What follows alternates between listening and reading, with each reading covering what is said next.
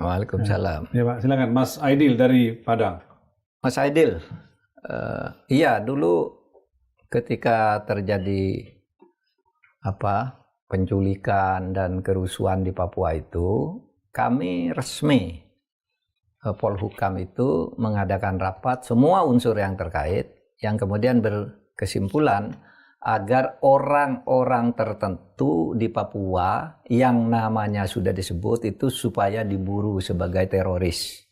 Sehingga kita sebut teroris karena langkah-langkahnya itu memang sudah memenuhi syarat untuk disebut tindakan terorisme, ya, menyasar tempat-tempat umum, membunuh orang-orang yang tidak berdosa, menyandera bandara dan sebagainya. Sehingga ada kelompok A, kelompok B, kalau tidak salah ada 5 kelompok pada waktu itu nih, pimpinannya harus diburu sebagai teroris.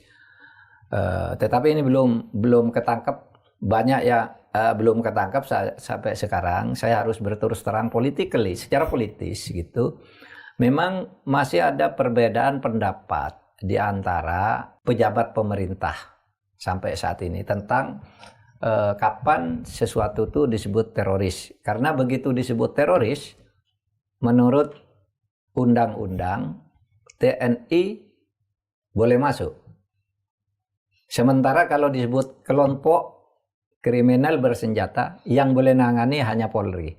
Nah, tarik-menarik di antara ini menyebabkan kita tidak bisa sampai sekarang menyebut Papua itu sebagai kelompok teroris, tapi tokoh-tokohnya yang sudah disebut ya telah melakukan kegiatan-kegiatan terorisme itu tetap disebut teroris, jadi tidak dibatalkan gitu.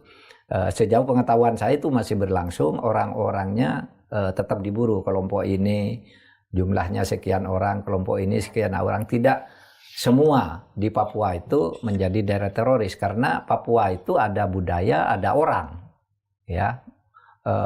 Dan yang namanya orang itu di sana jauh lebih banyak yang pro republik. Gitu, tinggal disejahterakan.